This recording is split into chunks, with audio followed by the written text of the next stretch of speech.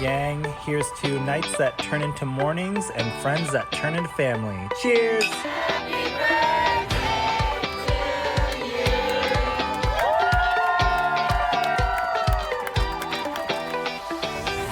Hello, and welcome to the Friendship IRL podcast. I'm your host, Alex Alexander. My friends, they would tell you I like to ask the hard questions. You know who I am in the group. I'm the person that's saying, okay, I'm going to ask this question, but don't feel like you have to answer it. And now I can be that friend for you too.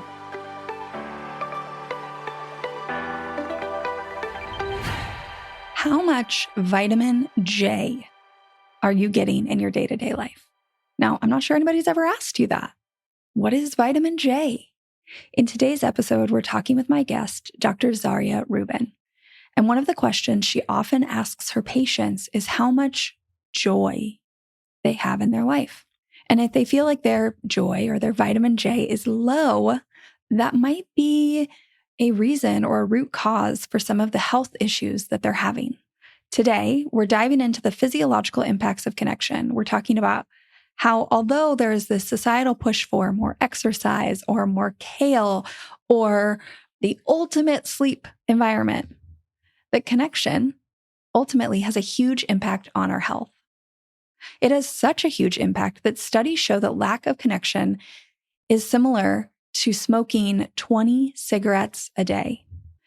I believe I've talked about this documentary before, but one of my favorite documentaries is on Netflix. It is the Live to 100 Secrets of the Blue Zone. And I would highly recommend it.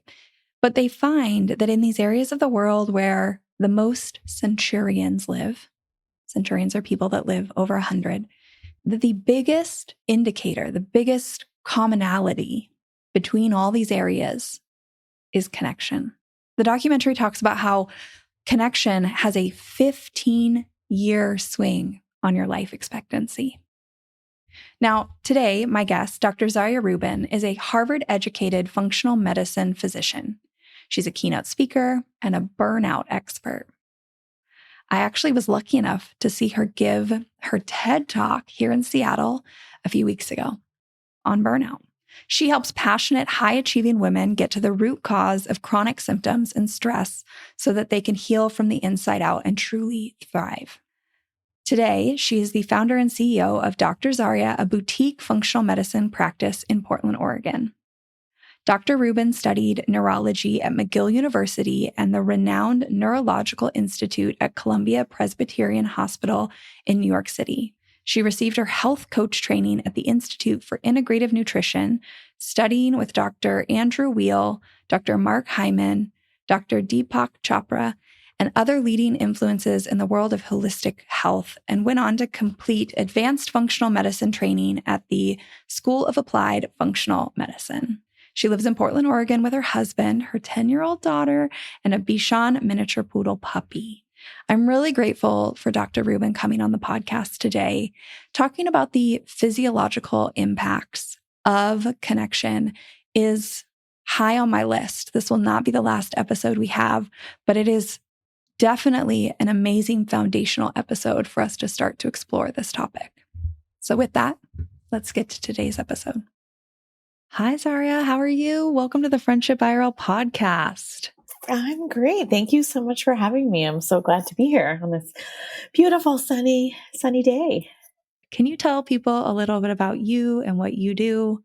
Sure. Yeah. So I am Dr. Zarya Rubin. I am a functional medicine physician. I can go into a little bit more about what that means because not everyone knows. Based in Portland, Oregon. And I live here with my husband and my 10-year-old daughter. And yeah, I just really love to help people focus on the determinants of health and maximizing their well-being and getting to the root cause of whatever is bothering them rather than just simply trying to address symptoms with a prescription, this or that, without really trying to understand what are the dynamics and why is this happening to this particular person at this particular time. And I do focus on stress and burnout related illness as well, with a focus on autoimmune and gut health and just kind of inflammation in general. So yeah, that gives you in a nutshell what functional medicine kind of is. I guess it's a holistic branch of medicine that really tries to look at the whole person and all of the aspects of our life, not just the physical, but the emotional, our diet, our lifestyle, our stressors, our work, our relationships, and how it all fits together to create either illness or wellness, and how we can shift that balance. I'm sure so many people are going to appreciate that explanation. I see a functional medicine doctor. I've seen a variety of doctors. Yeah. Yeah. That's great. Not everybody does or knows what it's all about. Well, I will say from my personal experience that after trying to figure out a lot of various health problems that I have had in my life, I just got really tired. It was like I needed somebody to kind of go down the rabbit hole with me. I needed someone who, I've opened up in the past on this podcast about my lived experience in my past, but I didn't tell you this before, but my ACE score is a 7. Okay. Yeah. Yeah. Yeah. Again, And I don't know if folks know who are listening what that is, but the adverse childhood event score, which is a strong predictor of sort of outcomes in adulthood, not just psychological, but physiological as well. Yes. Yes. So that's the thing, is like, I got to this point where I was going to doctors who were very nice and would help me kind of deal with the immediate, I was having all these headaches and migraines and gut problems, and I was having all this stuff. And they would kind of treat each thing and give me relief, I guess, in a sense. But it never quite went away.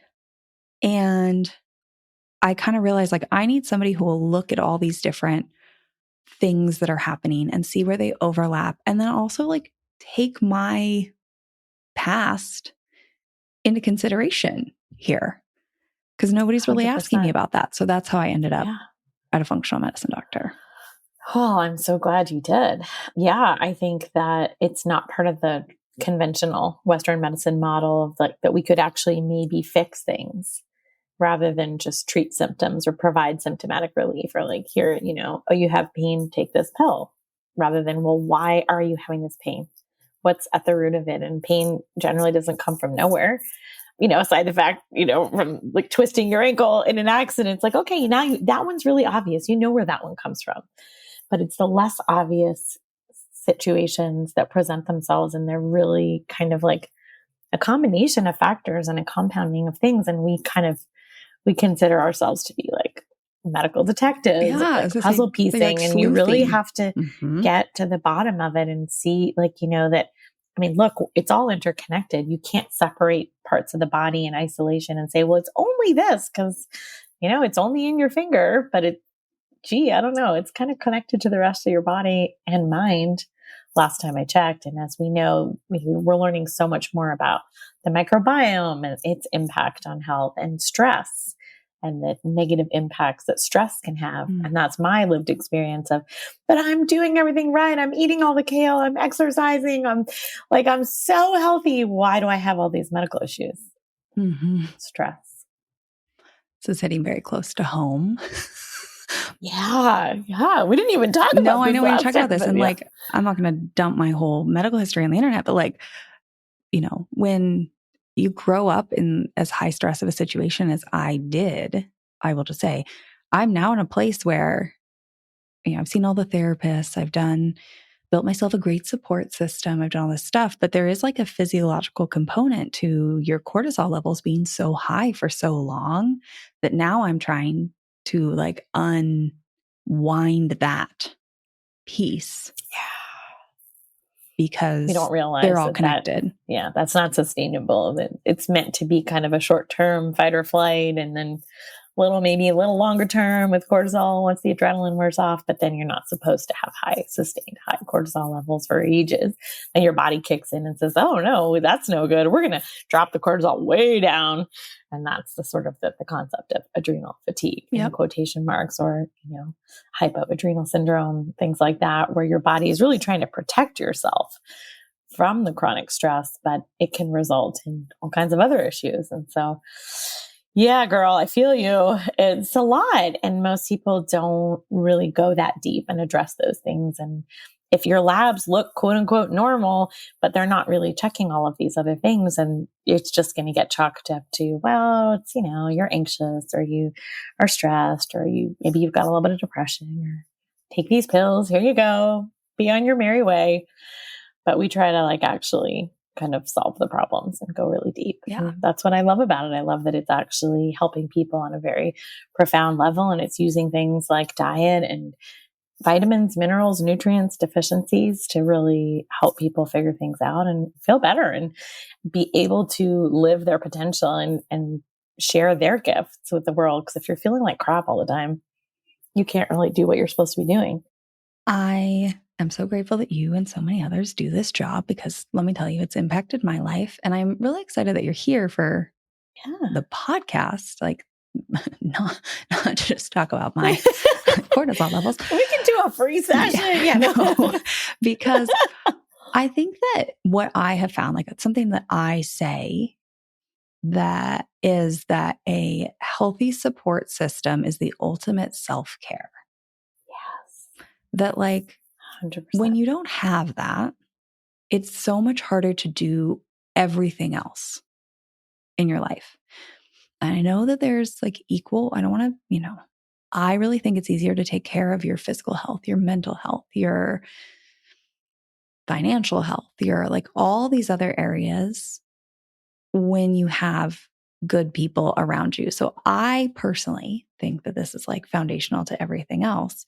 And now there is more and more attention out there between research studies, but also media. We were talking about the Live to 100 in the Blue Zones, the new Netflix special, how there's all this evidence out there of how vital connection is and how much it can actually impact people's life expectancy.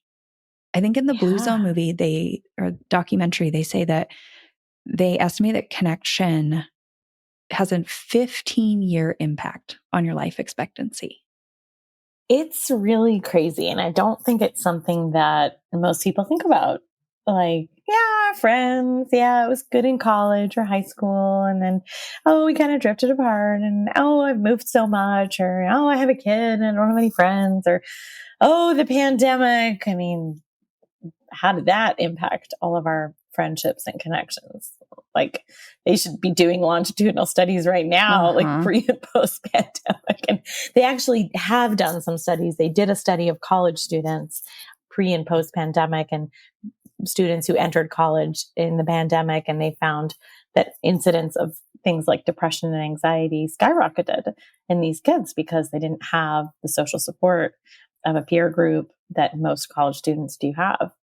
So, I think that the impact is huge in terms of friendship. And what's interesting is we often think of friendship as it has to be a really best friend or lifelong friendship, but it can be more casual acquaintances can even provide benefit.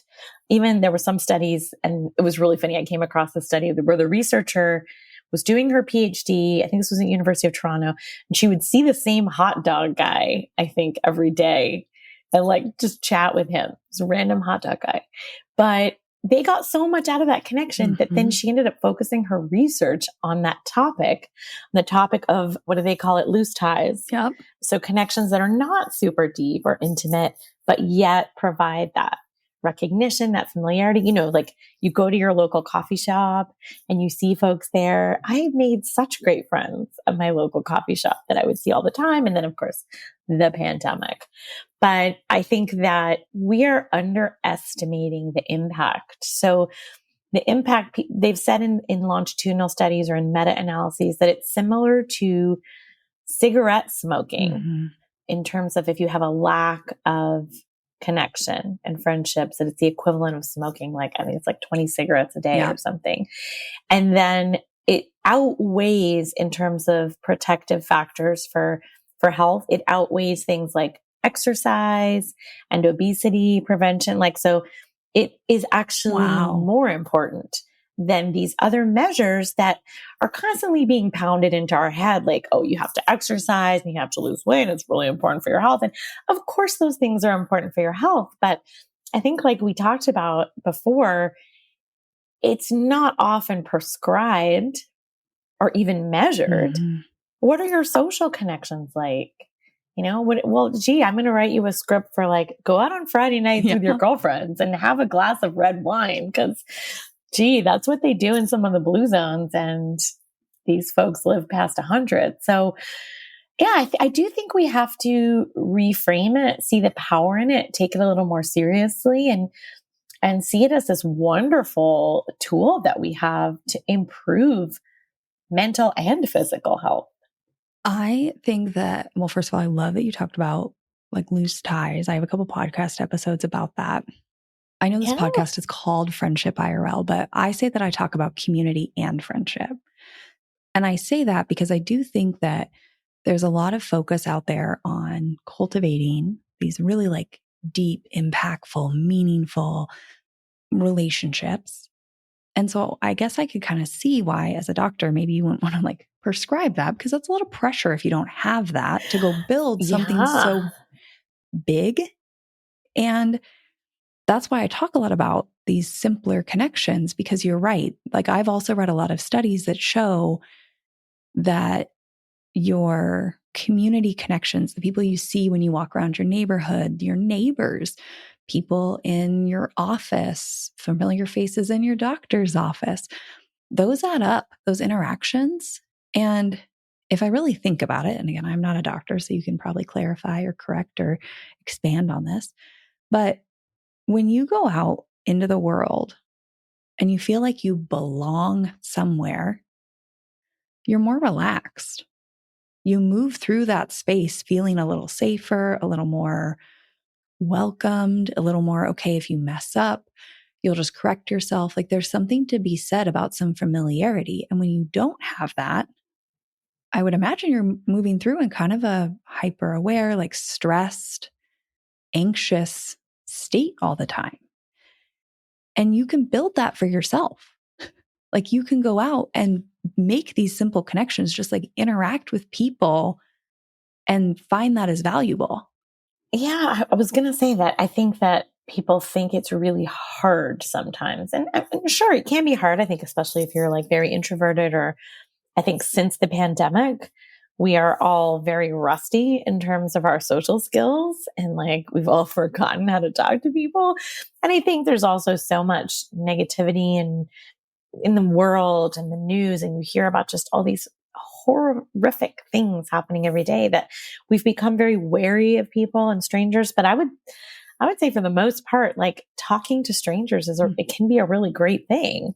And it's not that hard. Like you go to your coffee shop, go to a coffee shop or start frequenting the same coffee shop. And actually there's a great episode of the Mel Robbins podcast, which is one of my faves that I listen to.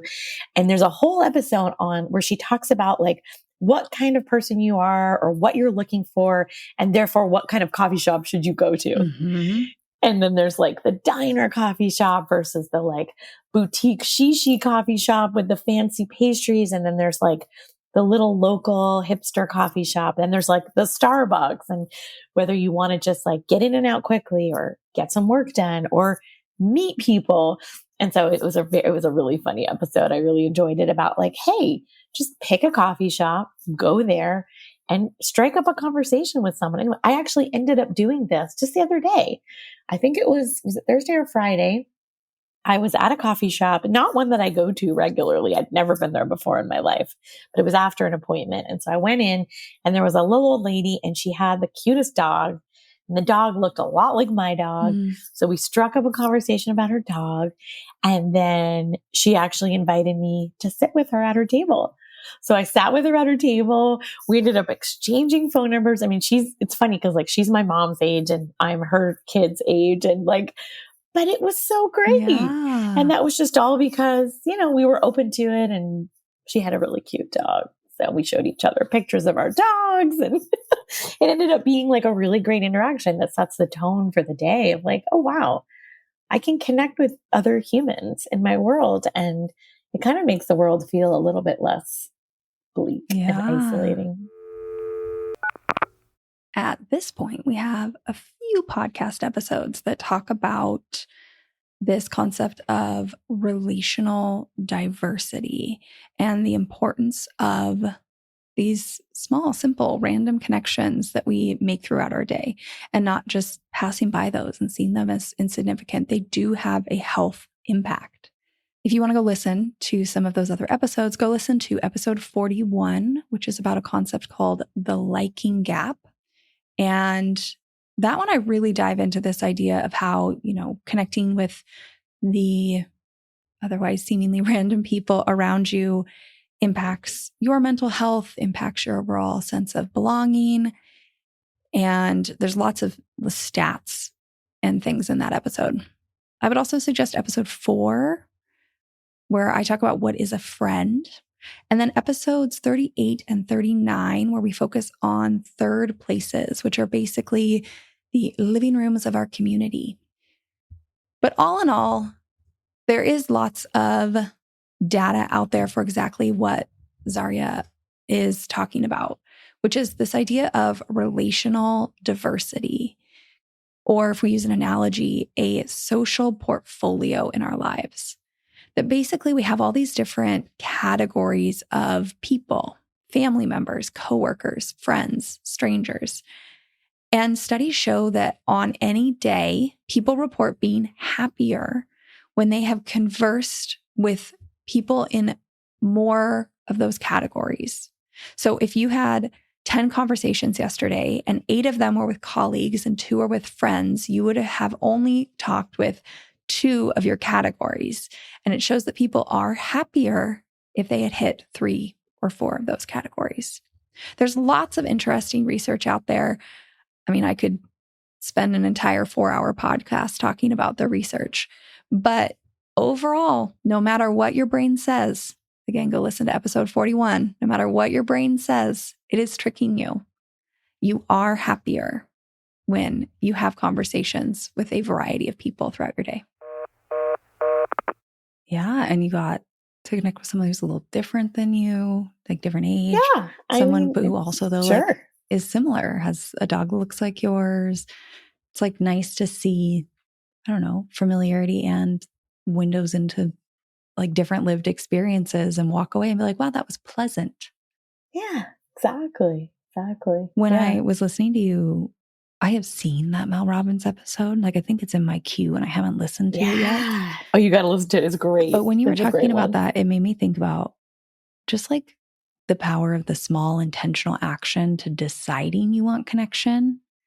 So my example for this, or hers is, pick the kind of coffee shop where the people you want to connect with are. And that's a great example.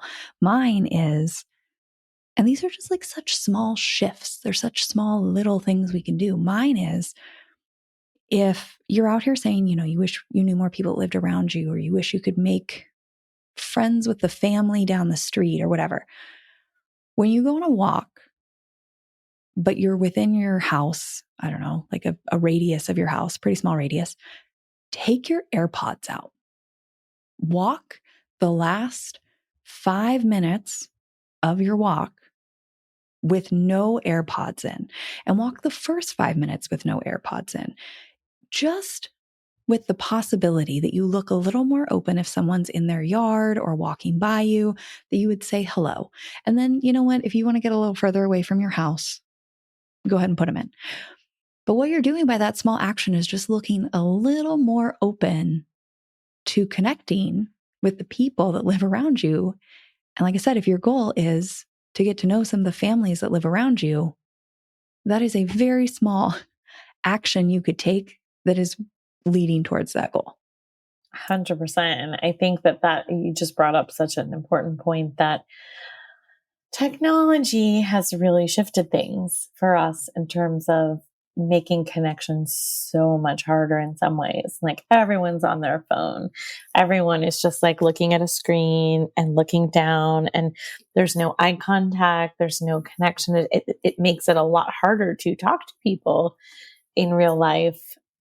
makes it easier to connect with people online, which is its whole other thing. And I've had some amazing connections that I've made online and folks that I've never met in my life, but we're very connected, on social media and like social media groups and subgroups that can be fantastic. I mean, it's different, but there really is something to be said for that in-person, real life human connection. And, and I do think that you're absolutely right. There are simple ways that we can put ourselves out there more. And I mean, hey, get a dog. That's another way to really, if you want to connect with people, get a cute dog. You're going to be talking to everyone. Like everyone's going to want to interact with you. I can't walk anywhere without meeting like 100 people with my dog, but it's kind of a big step to make friends. But and then you also get the health benefits of having a dog, like I'm sure that you're walking. You're walking. Yeah. Yes, and dogs are just like they're so amazing. Yeah, I could talk about dogs for a whole episode, but I do think that it is something that we should be measuring along with everything else. Like at every health visit, we should be asking, like, how's your vitamin J? This is what we call it in functional medicine. And J stands for joy. Oh, I love that. Like, what are you doing that's joyful, And things have been really tough for the last month or so. My kiddo's been really sick. She's been missing school. It's been bleak. And this weekend, I had the opportunity to go to 2 social events, not one, but 2. I never usually get to go do anything. When you have a little kid and you're, it's just like it takes a toll. But I got to go to a benefit and an event on Friday night for I sing with a choir, which is another fantastic social thing to do because singing on its own has a million benefits. Singing a choir specifically has all of these health benefits. We don't know why. It protects against depression, protects against Alzheimer's. There is just like this phenomenon of singing with other people and creating those harmonies. And oh yeah, we could do a whole other episode on singing and music. Wow. Okay. So I got to do that and that was so much fun. It was a costume contest. Everyone was dressed up. There was like this gay couple who dressed as Barbenheimer and they like the guy had a nuclear explosion on his head and Barbie dolls and like it was the best costume I've ever seen. So they won and it was just so much fun.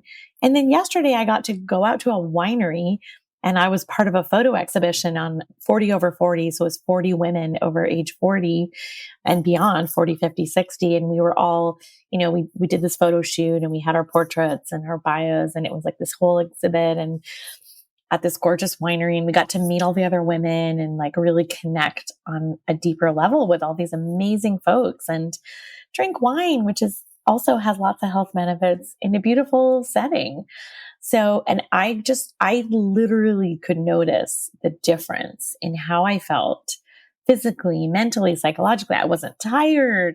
I wasn't anxious. I wasn't feeling like, oh my gosh, this is so difficult. Like, this is a real slog right now. I was just like, not much else has changed in my circumstances and my kiddo's still struggling, but it was just such a great experience to be social again, post pandemic, to be with other people, to be making those connections and to be like out there having fun. Well, first of all, congrats on the 40 over 40 list. Oh, thank you. Those lists. Yeah, it was really fun. And that's fantastic. It was so fun. Congrats. That's wonderful.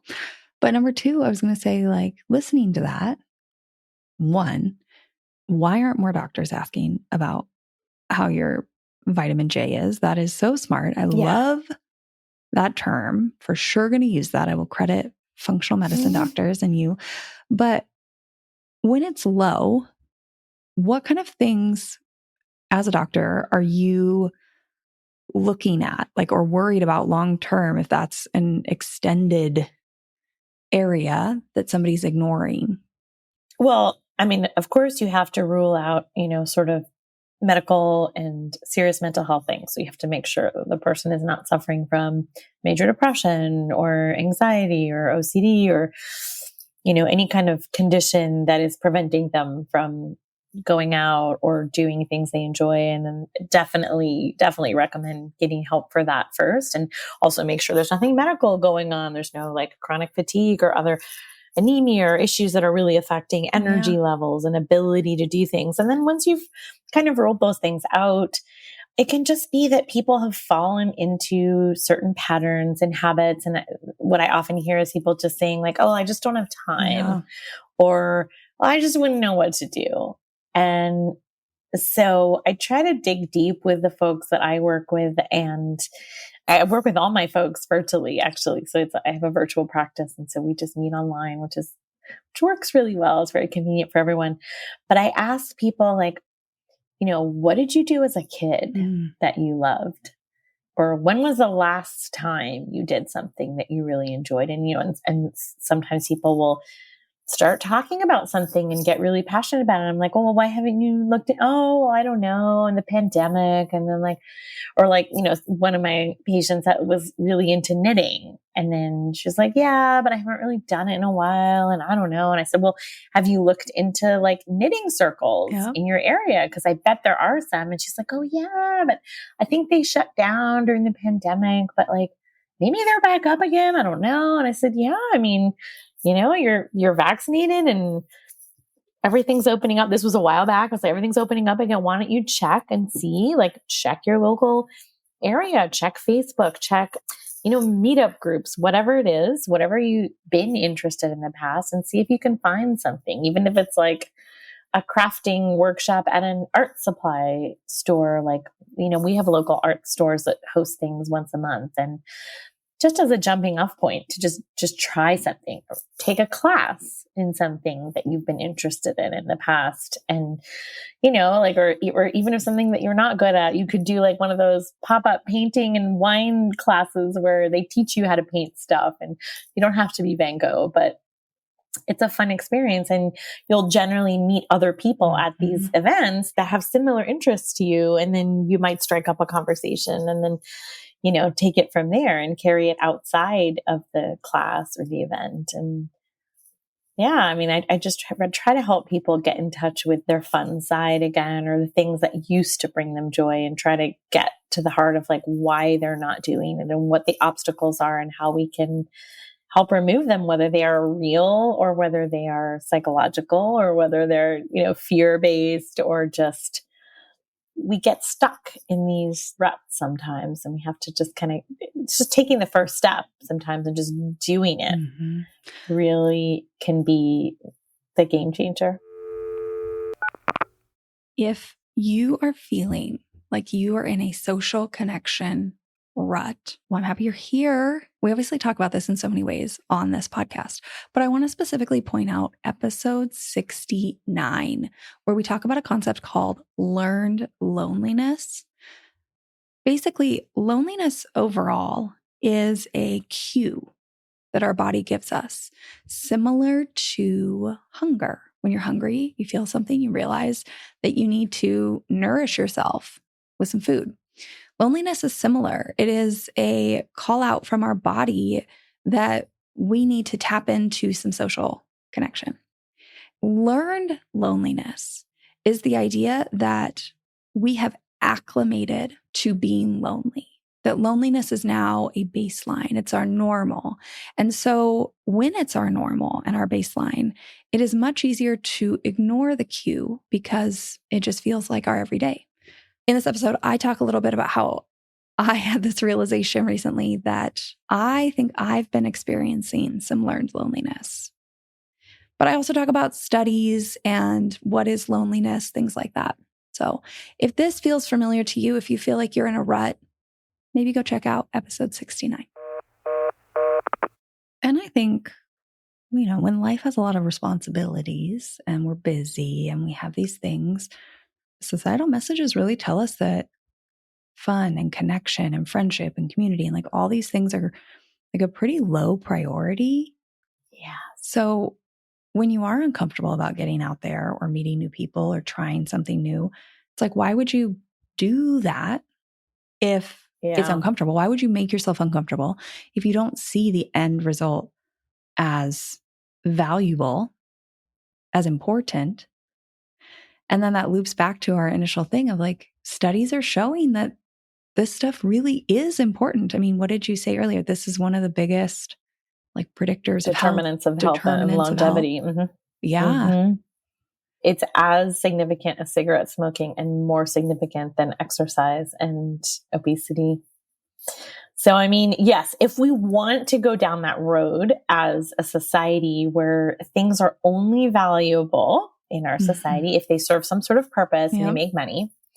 So I think a lot of us struggle with making time for things that are quote unquote not important or don't have value or don't serve a purpose. And then we can talk ourselves out of doing these things. Like we feel guilty or, you know, we're being irresponsible or we should really be, you know, mowing the lawn or doing the dishes or doing the math homework. And like, yeah, those things are always going to be there. And yes, we do have to do these other things, of course. But if we don't make the time and take the time for our little bubble of joy and our connection, and we don't feed that, we're not going to have the capacity to do the other things. And if we want to go down that road that we just talked about of, well, actually it is valuable and it is important for all of these reasons. Not that we have to prove that, because I think that's kind of, it gets you into a catch-22, but we have proven it. Like it is important. It is valuable.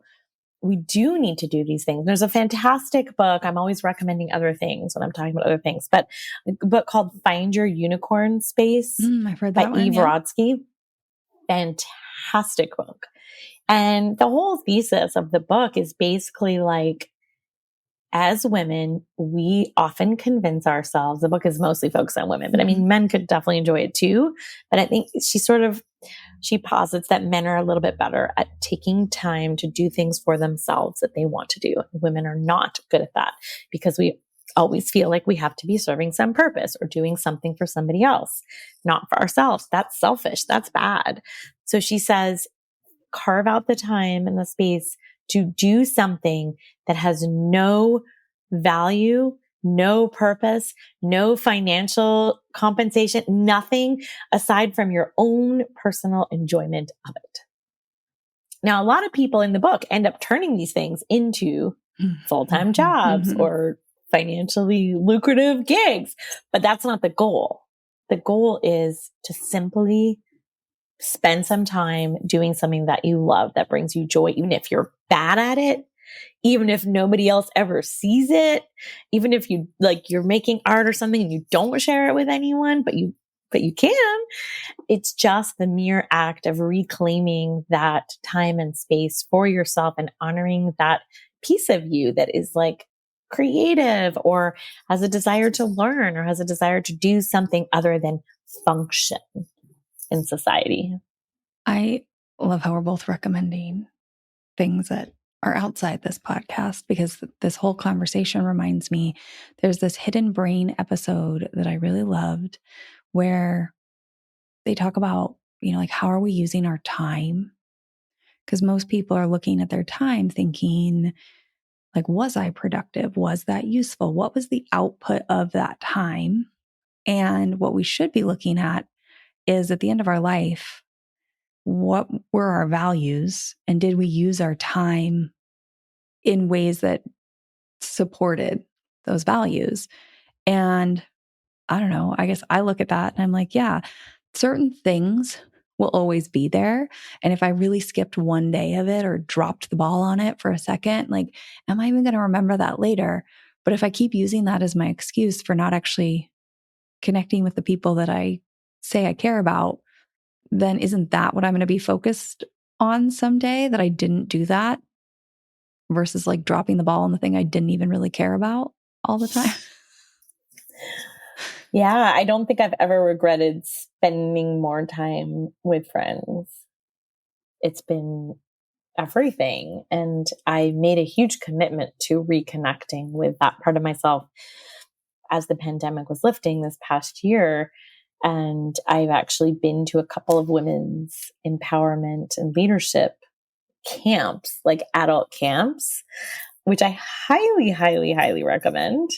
The one that I went to is called Camp Yes with Marley Williams. And I don't get anything for promoting it, but it's just, it was such a deeply fulfilling, rewarding experience. We got to go to the Oregon coast and got to go to Baja, Mexico. And actually going back there in January because it was so great. That's so fun. And I ended up making a new best friend in my 50s, right? Which you think that is not possible.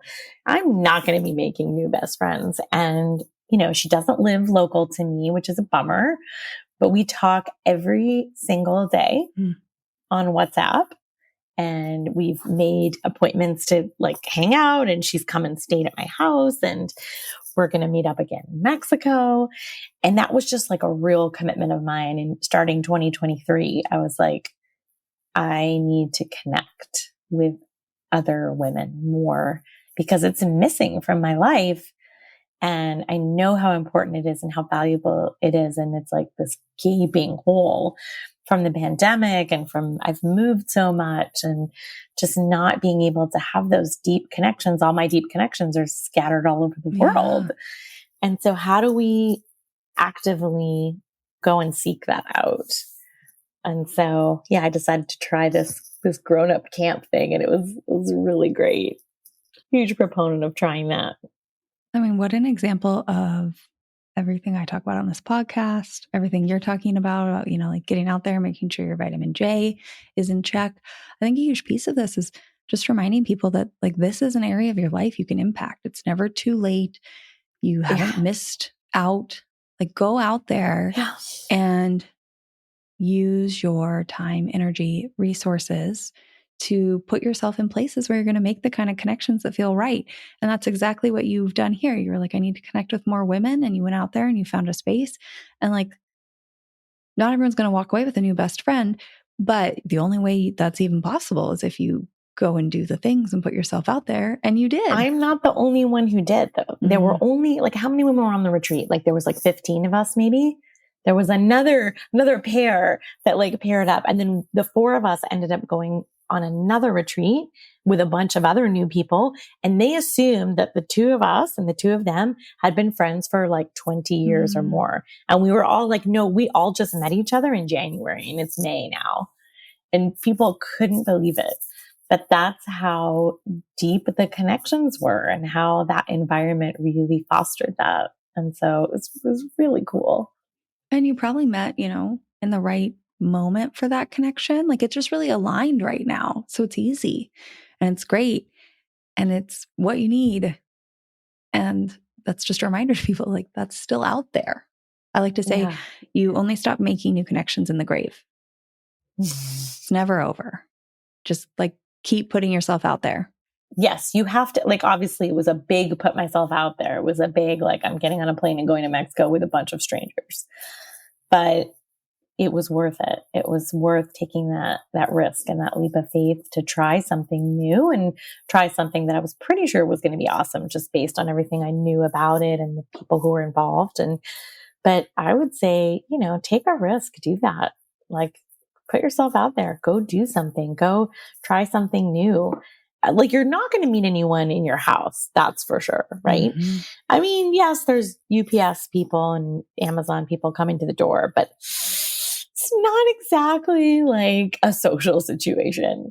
And I think that we forget that sometimes. And we've gotten so just used to kind of holing up in our house and not going anywhere. Yeah. That's the new baseline. Yeah. It's the default is let's not do anything. Mm-hmm. It's really hard to put yourself out there like that, but it's a self-fulfilling prophecy though. The less you do it, the less connection you're going to have.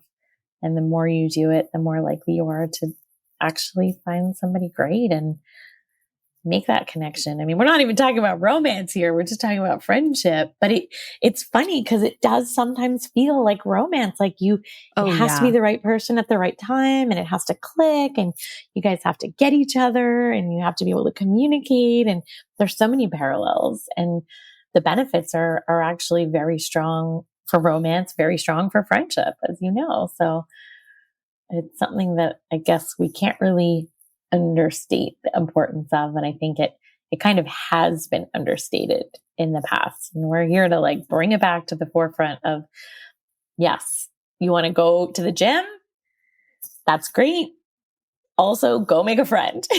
That's my prescription for you. Yeah. Like if you're out there beating your head trying to figure out whether it's like a health issue, a mental health issue, you aren't hitting goals in life that you want, something feels off, whatever it is, just consider this. I'm not saying that it's the answer, but I think the whole point of like my platform and this podcast and all this stuff is like, it might be a big piece and nobody really acknowledges that, but it might be. So you should at least consider it holistically when looking at it. Because otherwise, if you don't, I think for a lot of people, it feels like kind of beating your head against the wall because you've tried everything else, all the things that society is really like telling you are the solution, and they're just not necessarily landing or moving the needle as much as you want. So consider this. For sure. That's all we're asking people.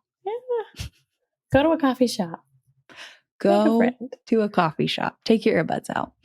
Sorry. Yeah. Thank you so much for being on here and for chatting about the importance of community and connection. If there's any last thing you were going to leave our listeners with today, do you have any like final parting words? Yeah, I would just say, I think everyone these days is very health conscious. There's all these buzzwords and we're all like, oh, let's, eat more kale or less red meat or go low carb or paleo or this or that. And we're very conscious of certain things, but I think we're not conscious of the power of connection and how it can impact our health. And so I would say, consider it like flossing, whatever, just like make it part of your routine and see what happens. I think if there's one goal for this podcast episode, it is for all of us to consider connection, not just for our mental health, but also how it's impacting our physical health. Just put it in there as another factor, as another reason. And know that if it is a reason, or you want to tap into your vitamin J, you want to up it a little bit, that you can impact this area of your life. You can go out there and you can make small changes. It doesn't need to be big, sweeping differences to start to have an impact and to see a difference. I know that this episode was chock full of references to other resources and podcasts and documentaries. I hope you check some of those out. They're all linked in the show notes. So is Dr. Zarya's website, her social media, and a resource she has provided talking all about burnout, which I don't know about you, but my personal experience is quite often when I'm feeling burnt out, it's because I have cut out a lot of connection and a lot of that vitamin J in my life. So be sure to go check that out. Thanks for being here, and I'll see you next week. Thank you for listening to this episode of Friendship IRL. I am so honored to have these conversations with you, but don't let the chat die here. Send me a voice message. I created a special website just to chat with you. You can find it at alex.chat. You can also find me on Instagram. My handle @itsAlexAlexander, or go ahead and leave a review wherever you prefer to listen to podcasts. Now, if you want to take this conversation a step further, send this episode to a friend. Tell them you found it interesting, and use what we just talked about as a conversation starter the next time you and your friend hang out. No need for a teary goodbye. I'll be back with a new episode next week.